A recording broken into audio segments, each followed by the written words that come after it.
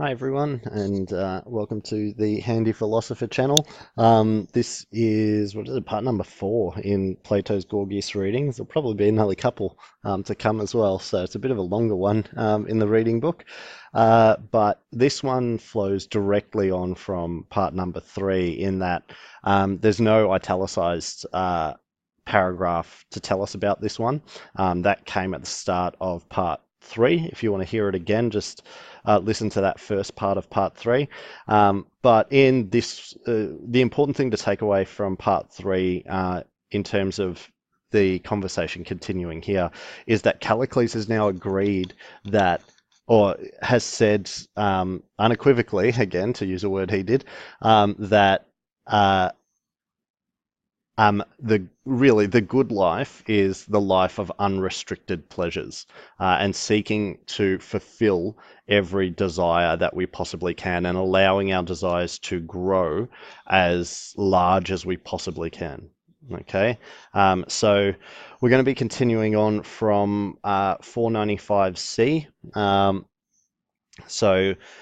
Socrates has asked, but you're committed to this view, are you, Callicles? And Callicles has said yes. That's where we left off with the last reading. So first what we're going to see is Socrates enter into a conversation about whether pleasure and good are actually the same thing. And so he's going to be looking at the idea of whether, are there any exceptions to this? So once again, he's going to use the Socratic method when he's looking at this question, and what he's going to show is that pleasure and good can't actually be the same thing. They are two separate things, and therefore the pleasant life isn't necessarily the good life, although it could be. But Socrates is going to be arguing that it's not the way to measure the good life. And then from there, we're also going to enter a discussion about how we measure whether someone is a good person or a bad person. Can we really measure whether someone's good or bad based on the pleasure or distress that they feel? And again, Socrates is going to show that we can't really do this because good people often suffer and bad people are often in a state of pleasure. And so to measure the qualities of people based on pleasure or distress is a poor measurement. Okay, so 495C, pens and highlighters at the ready, and here we go. So Socrates, so we can set about our discussion on the assumption that you're serious. We certainly can. So serious about Callicles saying that unrestricted pleasure is good. All right then, since that's how you feel, here's something for you to sort out. There's something you call knowledge, presumably. Yes. And weren't you talking a short while ago about a situation in which both knowledge and courage were involved at once? And Callicles says, yes, I was. And if you remember, this is what he says the elite person is. They have knowledge of political like cleverness, so knowledge of the political world, and then courage as well. These are two separate qualities, not the same. It's because you think of courage as being different from knowledge that you spoke of them as two separate qualities, surely. Certainly. Now, do you think pleasure is the same as knowledge or different? What an intelligent question. It's different, of course. And is courage different from pleasure as well? Of course it is. All right. Let's have it on record that Callicles of Acharnae claims that pleasant and good are identical, but that knowledge and courage are different from each other and from goodness. So Socrates making it clear to the audience about how Callicles is defining his terms here. So Callicles then says, and what shall we say about Socrates of Alopeci? I don't know. Does he or does he not agree with Callicles? Socrates, he does not. What's more, I think that after proper reflection about his own state, Callicles will disagree too. Here's a question for you.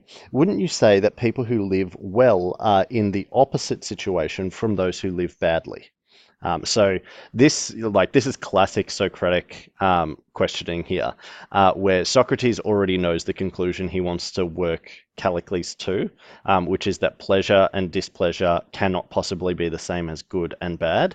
And what he's going to do is get Callicles to agree to a whole bunch of things, but Callicles won't realize that he's basically tying his own noose while he's doing it. So every time he agrees with Socrates, he's going to be setting himself up for this conclusion. So I believe in the legal world, they call this shutting the gate. So getting your witness, or usually the person you're cross-examining, to um, agree to a whole bunch of stuff and then reveal that those agreements actually mean that what they were saying before can't be true. Okay, for an excellent example, watch the cross-examination scene from A Few Good Men. Tom Cruise, before he was crazy and jumping on Oprah's couch, just at the height of his powers, cross-examining, oh God, the names escape me, Jack Nicholson, no, Jack Nicholas, Nicholson, um, Nicholas. Anyway, you know who I mean. The famous "you can't handle the truth" scene. That is this method, the Socratic method at its best. Okay, and from sort of a nuts and bolts point of view of argument analysis in philosophy, what we're really talking about is cogency, and whether an argument is cogent or not. Okay, so. Uh, Let's continue on. Yes. Now, if these two states are opposed to each other, then the same principle which applies to health and illness is bound to apply to them as well, isn't it? I mean, it isn't possible for a person to be healthy and ill at the same time, or to get rid of health and sickness at the same time. What do you mean? Well, any part of the body you want to take should illustrate my point if you think about it. For instance, you know that a person's eye can be in a disease state, and we say he's got an eye infection. Of course. He hasn't also got healthy eyes at the same time, has he? Of course not. What about when he gets rid of his eye infection? Is he also at that point getting rid of his eye's health too? Does he end up losing both at once? Certainly not, because that's too incredible and preposterous a thing to happen, isn't it? Exactly. Uh, what he does surely is gain and lose each of them alternately, doesn't he? Yeah, agreed. And doesn't the same principle apply to strength and weakness as well? Yes. And to speed and slowness? Yes. Here are some other opposites, things which are good and things which are bad, the state of happiness and the state of unhappiness. What about them? Does one alternately gain and lose each of these pairs? No doubt about it. So Callicles is just reaffirming this definition that Socrates wants him to come to. Uh, wherever we so this is an important point, and this is really the first premise that's up on the screen now. Wherever we find a person losing and keeping things at the same time, then we'll know that we're not faced with the good and the bad. Do you agree with me about this? Please think carefully before answering. Yes, I agree without any reservations at all. Callicles is getting a bit exasperated at this point, so you'll notice that he starts kind of just it sort of gives up the fight in a petulant kind of way. Um, so continuing on, Socrates. Now let's return to a point that came up earlier when you mentioned hunger. Were you thinking of it as a pleasant or an unpleasant experience? I mean the actual hunger. I'd say it was unpleasant. Um, when a hungry person eats, however, that's pleasant. I agree. I see what you mean, but the actual hunger is unpleasant, isn't it? Callicles says yes. Socrates, thirst too? Definitely. Shall I go on with these questions, or do you agree that need and desire are unpleasant in all their manifestations? Yes, I do. Don't bother with the questions. All right.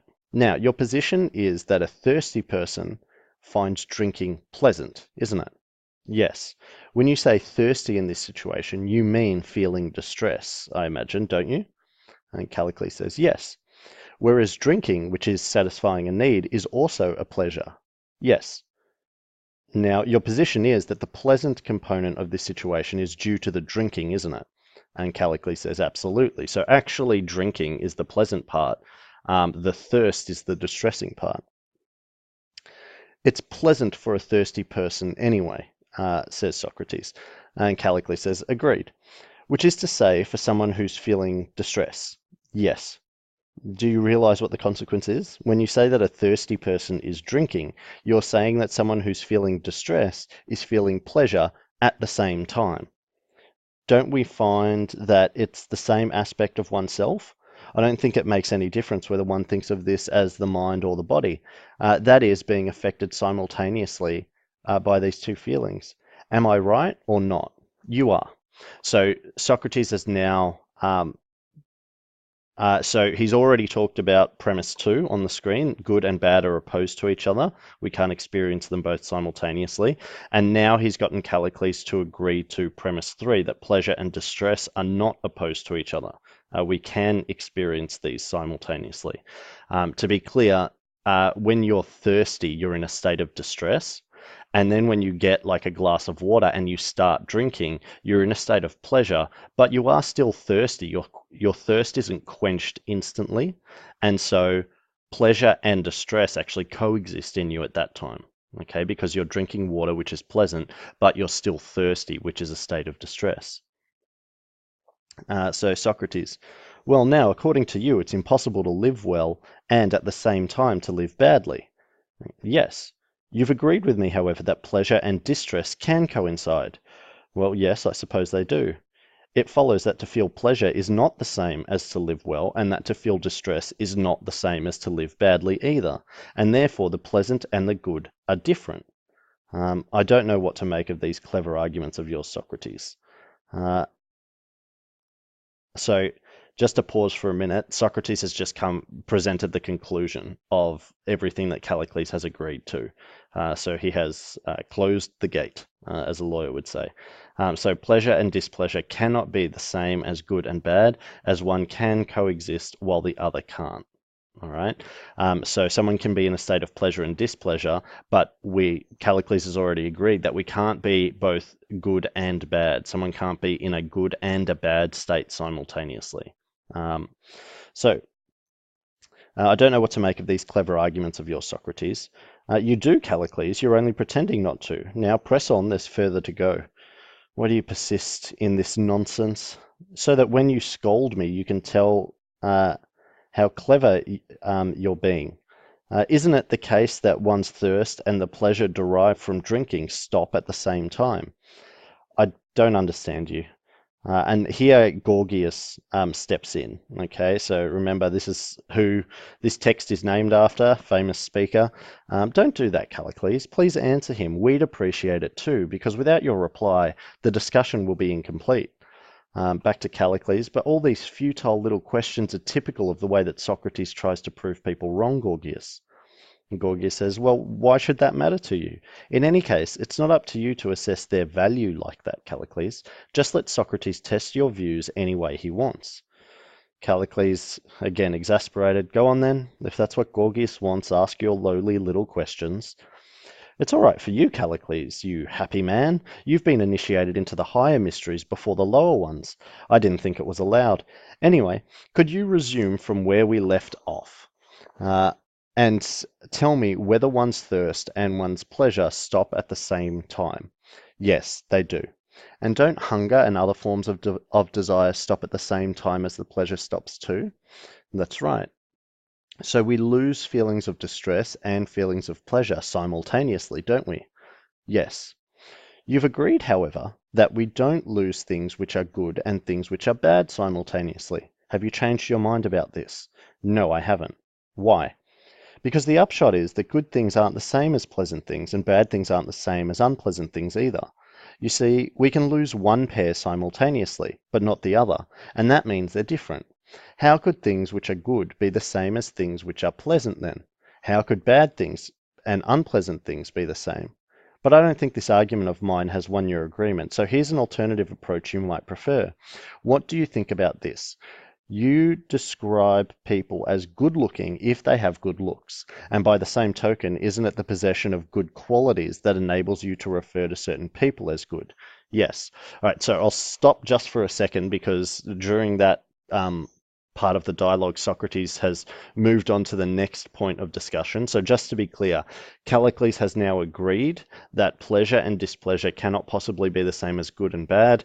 And the reason for this is we can experience pleasure and displeasure simultaneously. For example, when I'm drinking while I'm thirsty, I get the pleasure from drinking, but I get the distress of being thirsty. Whereas I can't be both a good person and a bad person. I am one or the other.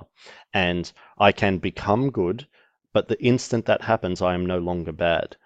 Okay, so we can't experience both of those simultaneously. So therefore, they can't be the same thing. This is sort of a forms argument. Okay, so if you remember when we read through Phaedo, Socrates uses a similar sort of technique for the undying soul and talks about, oddness and evenness and that sort of thing. Whilst he doesn't go into the forms at all here, that's kind of what Socrates is getting at, that good and bad have certain qualities, the form of them have certain qualities, and pleasure and displeasure have certain qualities. And these qualities are opposed to each other, so they can't possibly be the same thing. Okay. Now the argument is going to progress on to whether the experience of pleasure and distress can be used to understand whether a person is good or bad. Okay, so Socrates has introduced the idea here with, well, can we judge someone by, well, how do we judge a good person? Isn't it by their good qualities? Okay, we're going to see Socrates pointing out that good people experience distress and bad people experience pleasure. So it's by the quality of the person we have to judge them, not by these sorts of things. Okay, so yes, this is how we describe a good person, by their good qualities. Yes. Socrates, now, do you call fools and cowards good? No, I don't suppose you do, because not long ago you were reserving the term for brave, clever people, as in a good person is a brave and clever person. Aren't they the ones you call good? Yes. Well, do foolish children enjoy themselves in your experience? Yes. And what about foolish adults? Have you ever seen them enjoy themselves? I suppose so, but what difference does that make? Oh, no difference. Just answer the question. All right. Yes, I've seen that. And do intelligent people find things pleasing and distressing in your experience? Yes. Do clever people or thoughtless people experience more pleasure and distress? I don't think there's much to tell between them. So Callicles here is saying that whether you're a clever person or an idiot, you probably feel pleasure and distress in about the same amount. Well, that'll do for me. Now, have you ever come across cowards during a military campaign? Callicles says, of course. And which lot struck you as being more pleased when the enemy forces were falling back, the cowards or the brave men? And Callicles says, I think they were both pleased. The cowards marginally more so, perhaps. That doesn't matter, but cowards feel pleasure too, do they? Well, certainly. And as do thoughtless people, apparently. Yes. And when the enemy was advancing, was it only the cowards who were upset, or were the brave ones too? Both lots were. And Socrates says, to the same degree, and here Callicles says, the cowards suffered more intensely, I suppose. And when the enemy was falling back, they were more pleased. Maybe. So what you're saying is that although thoughtless people and clever people and cowards and heroes feel pleasure and distress to almost the same degree, cowards experience these feelings more intensely than heroes. Yes? Yes. But it's the clever ones and the heroes who are good, whereas the cowards and the fools are bad. Isn't that so? Yes. Doesn't it follow that there's little to tell between good people and bad people in terms of how much pleasure and distress they experience? Well, yes. Are good people and bad people almost equally good and bad? Then, or is it even the case that bad people are more good, in fact? I haven't the faintest idea what you mean. So if that sounded confusing, which it did as I was reading it out, that's why. Haven't you? Didn't you agree that good people are good because they possess good qualities and bad people are bad because they possess bad qualities? And aren't you also claiming that there's no difference between good and pleasure or between bad and distress? Yes, I am. So any pleasant experience is, by that token, the possession of good. That is pleasure, isn't it? Of course. So here, Socrates has gone back to the other argument and he said, okay, well, even though I've already proven you wrong, if you were right and pleasure was good, Okay, I'll just read the last piece of dialogue from Socrates again. So any pleasant experience is by that token the possession of good, that is pleasure, isn't it? So if pleasure and good are the same, every time I get pleasure out of something, I am also experiencing the good. And we'll see Socrates point out. So when the coward experiences the pleasure of the enemy retreating, then that's good. But it's not really, okay, because it's a cowardly pleasure. Um, and so hopefully you're starting to see what Socrates is doing. He's drawing a very clear line between pleasure and good. Of course, their possession of this good quality then makes people who are feeling pleasure good, does it? Doesn't it? Yes. And unpleasant experiences are the possession of bad qualities or feelings of distress. So again, he's doing the opposite here. He's applying bad to distress in the same way. Yes. And it's the possession of bad qualities which makes bad people bad, isn't it? Or have you changed your mind about this? No, I haven't. So, anyone who feels pleasure is good, and anyone who feels distress is bad. Callicles says, that's right. And aren't people good and bad to a greater or lesser or roughly equal degree, depending on whether they experience these feelings to a greater or lesser or roughly equal degree? Yes. And didn't you say that fools and cowards experience roughly the same intensity of pleasure and distress as clever people and heroes? Or even that cowards feel more, in fact? And Callicles says, yes. Could you help me work out the consequences of our position? I mean, it's worth repeating and reconsidering valuable points, 2 and even 3 times, as the proverb puts it. We're saying that people with intelligence and courage are good, aren't we? Yes. And that fools and cowards are bad? Yes. Aren't we also claiming that people who feel pleasure are good? Yes. And that people suffering distress are bad? Well, they're bound to be. And that while there's little to tell between good people and bad people in terms of how much pleasure and distress they experience, bad people might experience more. Yes. Well, this means that there's little to tell between good people and bad people in terms of how good and bad they are, doesn't it? And that, if anything, bad people are better than good people.